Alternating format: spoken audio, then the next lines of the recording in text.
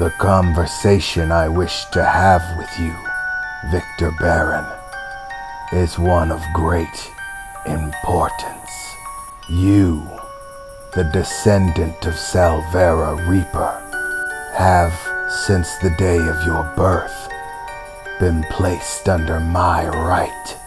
One day, perhaps soon, perhaps not so soon, but soon enough, your life will end, and I shall be the Reaper who claims it, who snuffs the candle of your existence and passes your soul from the realm of the living to the realm of the dead. This is a normal process. A part of life is death, and all things that come into existence must pass through it.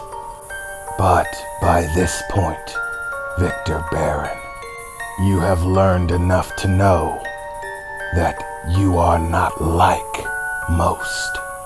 Your case is somewhat different. Special, you might say. Your ancestor, Salvera Reaper, has passed to you a great many gifts. However, allowing you to run amok, unaware of these gifts, unaware of the effects or implications, could be disastrous. For you, most certainly, but for me as well. For your candle is my responsibility, one that I chose, and thus, if you were to use your powers in the wrong way, very negative things could befall not just you, but me as well.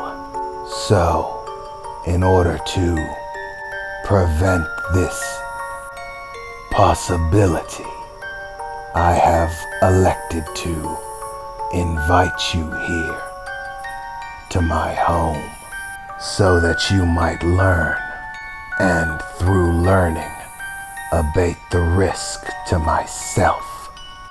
So, Reapers can have problems with other Reapers, huh? I replied, trying to get a bit more information out of him. Yes, we Reapers are capable of bearing ill will, just as any being that exists and holds consciousness can. We can bear ill will, even against each other. It is very rare that such a thing happens, and only happens under the most unusual of circumstance. However, when it comes to you, unusual circumstances are far more probable.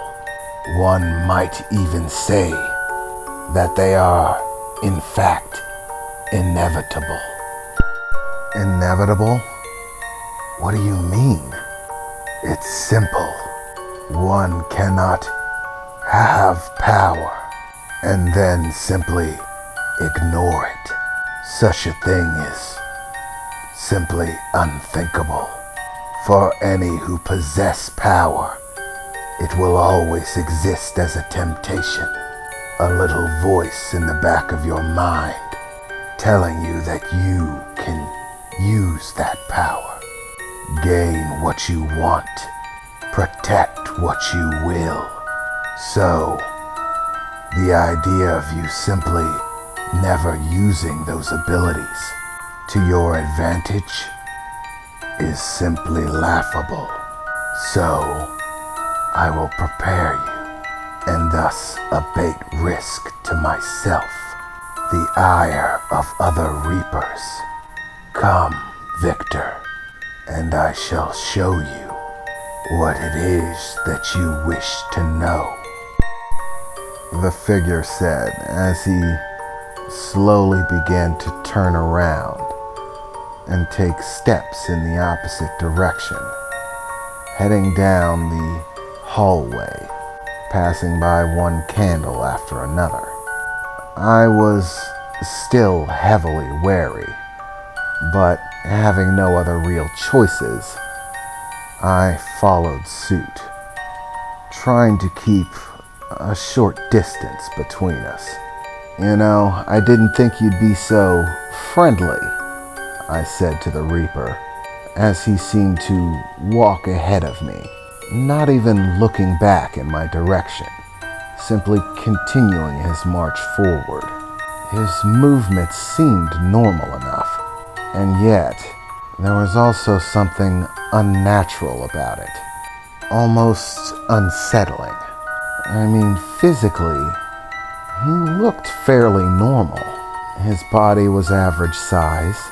I could see his hands and feet outside of the robe.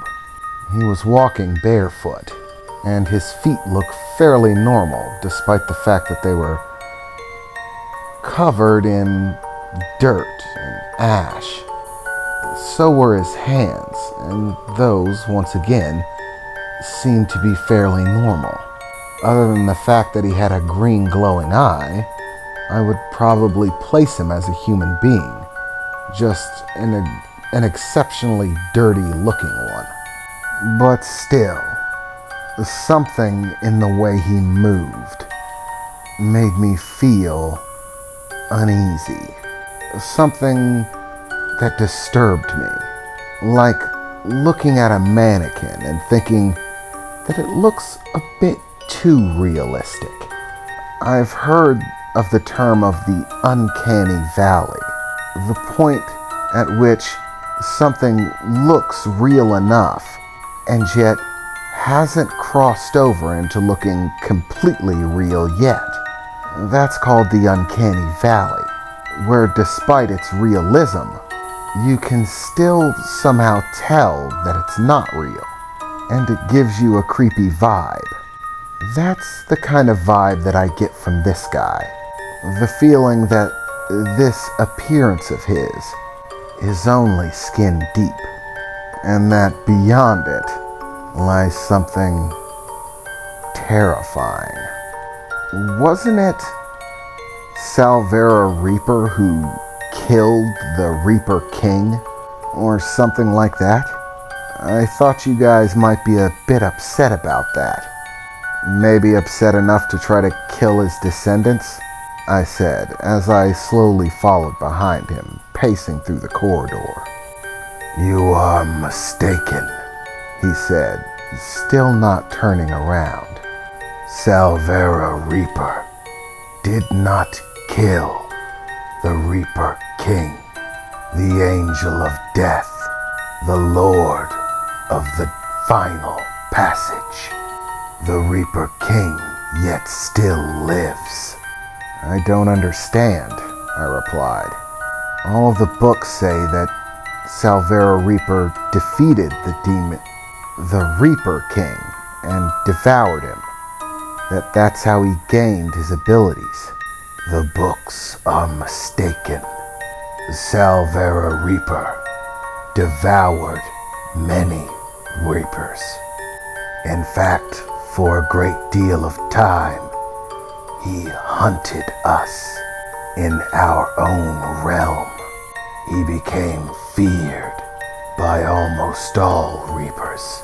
Most began to set traps for him, try to ensnare or kill him, or hid away, even neglecting their own duties to pass souls from the world of the living to the world of the dead. It was this point in time in which the living dead were created, a point in time in which death itself was afraid. And so, zombies, as you know them, came to be. Those that are dead and yet live still. Their flesh rots on their bones, and yet they cannot pass on. Their souls still cling to their rotting meat.